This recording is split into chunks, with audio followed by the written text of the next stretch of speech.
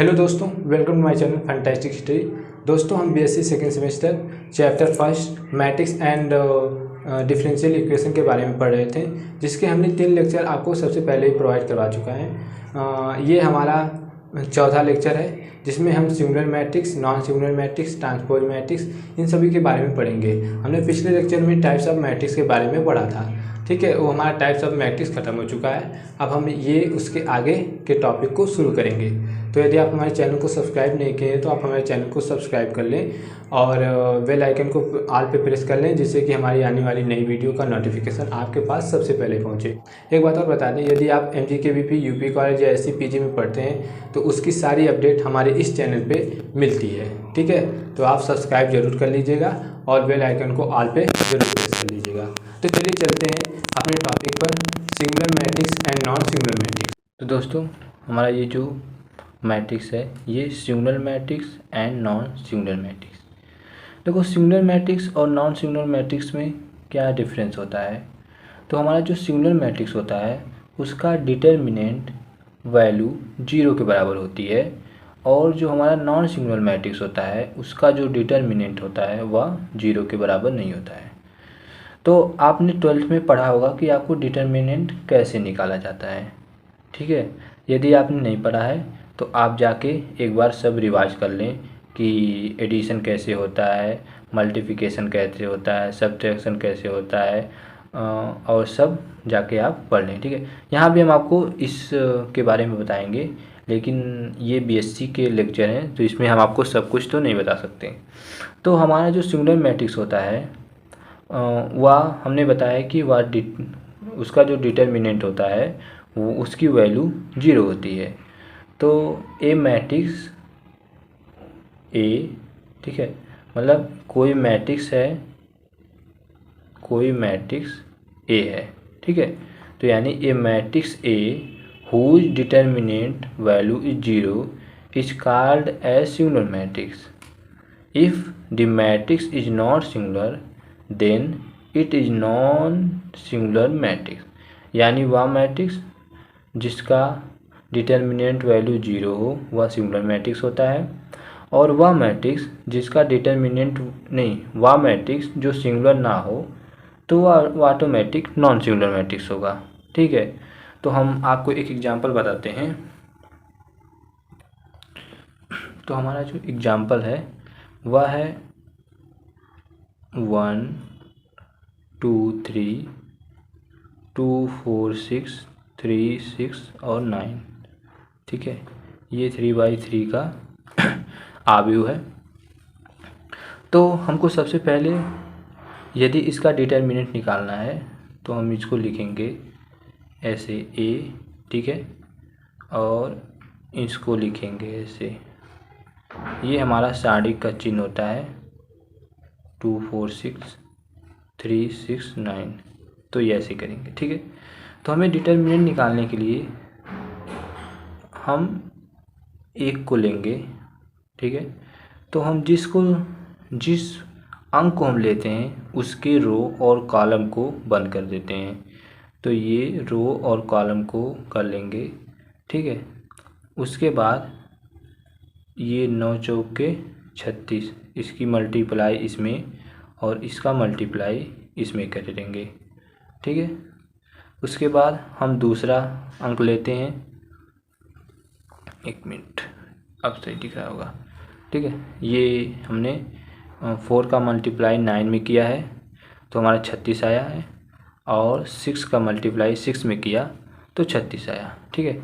फिर हम आगे माइनस लगाएंगे और अगले अंक 2 को लेंगे, ठीक है। 2 को लेने पर हम इसके रो और कॉलम को बंद करेंगे और इसकी मल्टीप्लाई इसमें करेंगे 18, और इसका मल्टीप्लाई इसमें करेंगे तो 18, ठीक है।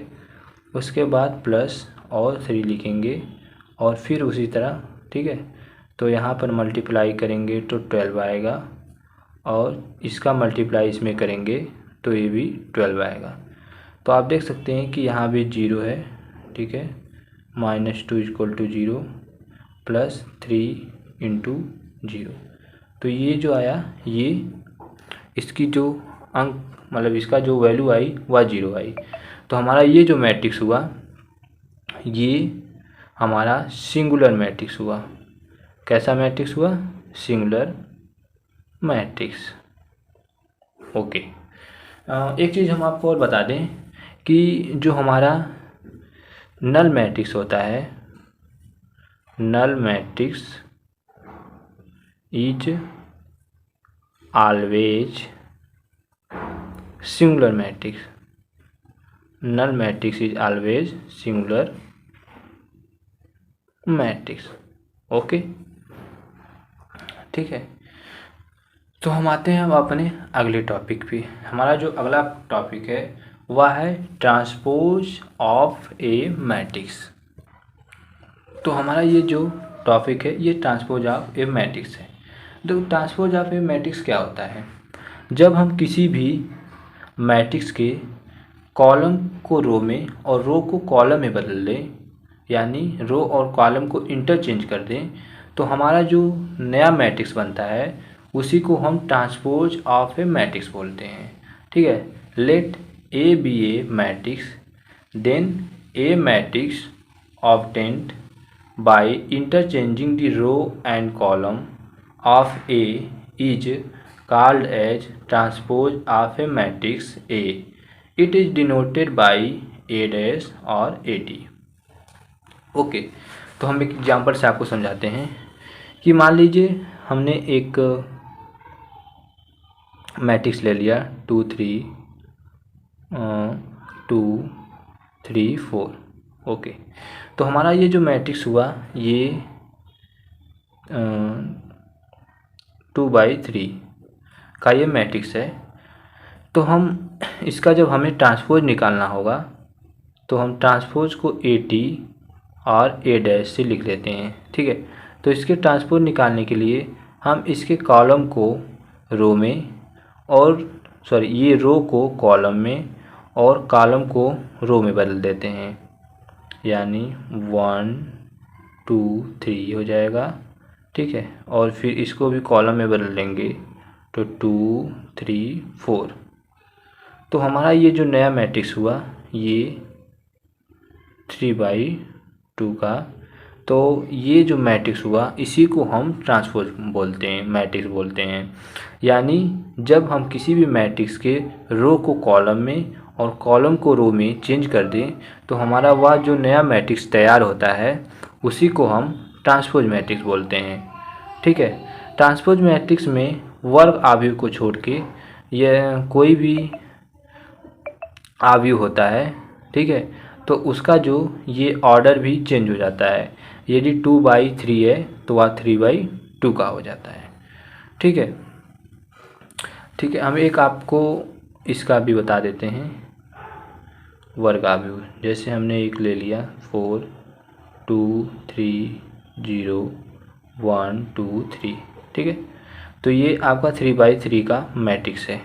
तो यदि इसका हमें ट्रांसपोज निकालना है AT, तो इसका ट्रांसपोज हम निकालेंगे, इसके हम इसको रो में बदल लेंगे 2 2 1, इसको भी रो बदलेंगे 3 3 0। ठीक है, नहीं सॉरी 3 3 2 एंड 4 0 3। तो ये 3/3 का हो गया। तो हमारा ये जो मैट्रिक्स तैयार हुआ इसी को हम बोलते हैं ट्रांसपोज मैट्रिक्स। ओके, तो आपको समझ में आ गया कि ट्रांसपोज मैट्रिक्स क्या होता है। तो एक चीज़ और आपको हम बता दें कि एवरी रॉ मैट्रिक्स का जो ट्रांसपोज होता है वह कॉलम मैट्रिक्स होता है। यानी transpose of raw matrix is column matrix and transpose of the column matrix is raw matrix.